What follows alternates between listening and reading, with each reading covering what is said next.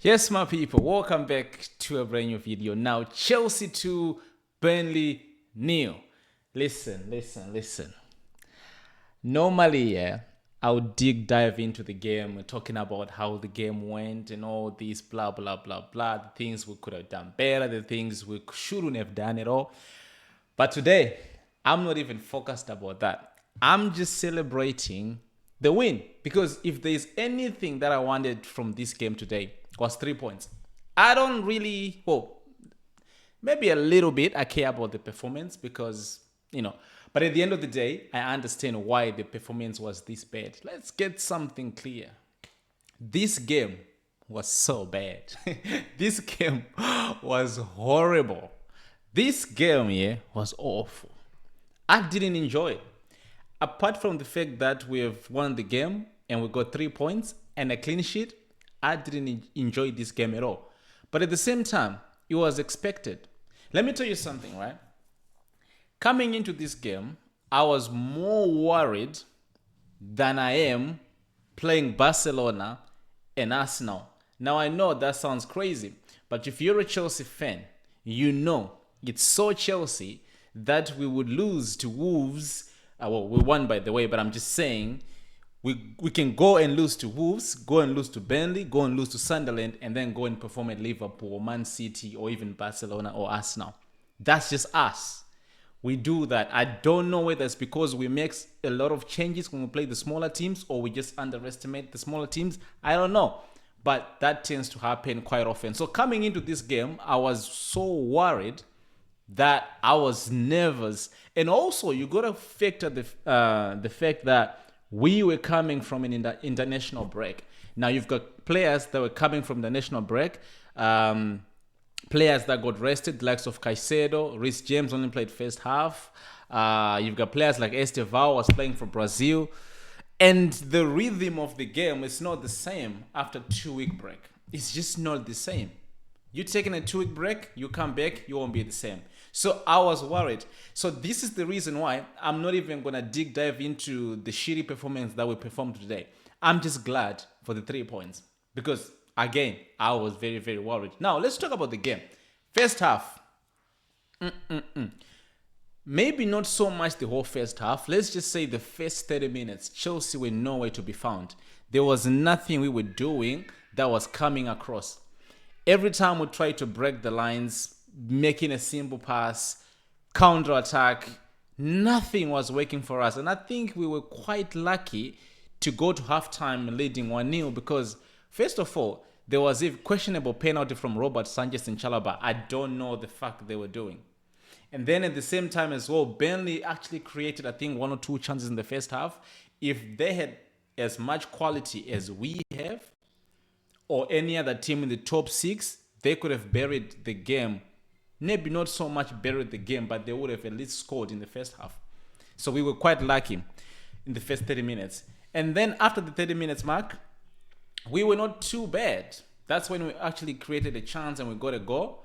And then we went to halftime, coming second half. We actually played so much better in the second half. Like, I was worried when I saw Buddy Ashile coming and Reece James coming off. First of all, I was thinking, is Reece James injured again? But then we got the news that, it wasn't an injury. We've just been saving for Barcelona, which, again, was one of the reasons why I thought today was going to be so difficult to win against Burnley because we are playing Barcelona in 3 or 4 days. And after that, we're playing Arsenal. So there's so many games that we're coming across. Now, us resting the likes of Caicedo, Reece James, it always scares me.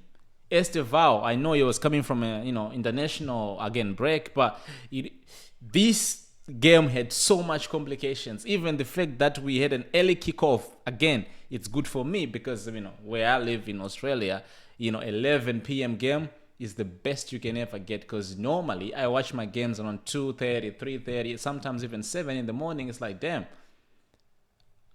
You know what I mean? So 11 p.m. for me worked out. But if I'm looking at it from a Chelsea point of view, you can't be coming from an international break and then getting a game at early kickoff at 12. That's just bad. Like, it's very tricky. So yeah, so second half we did what I expected us to do: take control of the game, create chances. I was worried though when we were approaching the 70-minute mark, because I'm getting the vibes that, Burnley were creating now more chances, attacking more. Their fan base was now making so much noise that, I was getting even more worried. And I was like, nah, I'm not taking a draw from this. So us getting a goal from Enzo Fernandez, by the way, I'll touch base on individual performances because I have some players I gotta give credit to. But let me just say this, McGee, right?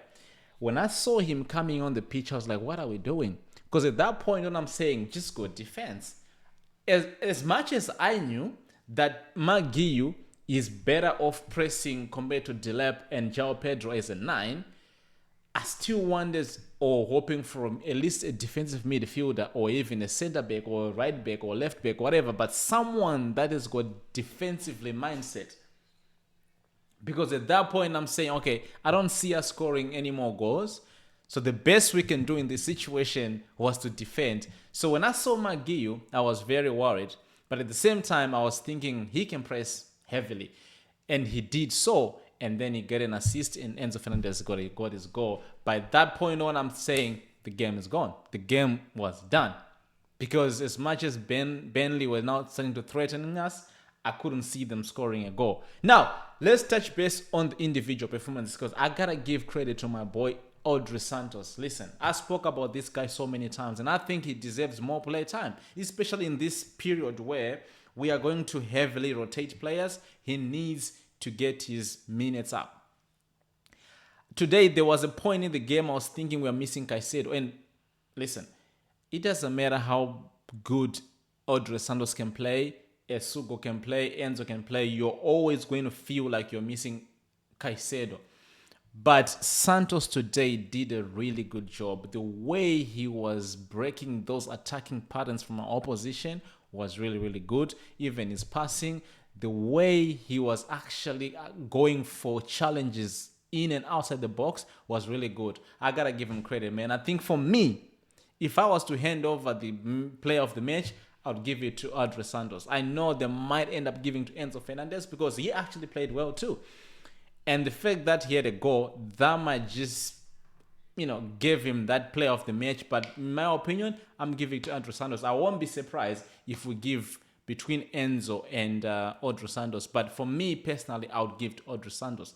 Now, Robert Sanchez, apart from the fact that you almost gave the opposition a penalty, I think you played well. But other than that, Pedro Neto, João Pedro, well, let me say this, Delap. I know it's hard for us to give him credit when he's not scoring goals because he's a striker, he's a number 9, he's a gunman. His job or his main role is to score us some goals. And it's very difficult for us to say he had a good game or he's been playing well without scoring goals. However, his hold-up play is so good. He made some good runs today. The only thing is the players didn't really see him to give him the ball. There are things he could have done better, but I think overall his hold-up play was good. His anticipation of passes in the box was really good. I will give him a 6-7 out of 10. I thought he did, quite all right. But the bottom line is we got our 3 points. 3 points of Arsenal. Of course, they do have a game in hand, and I'm praying for the first time, Tottenham, please do something.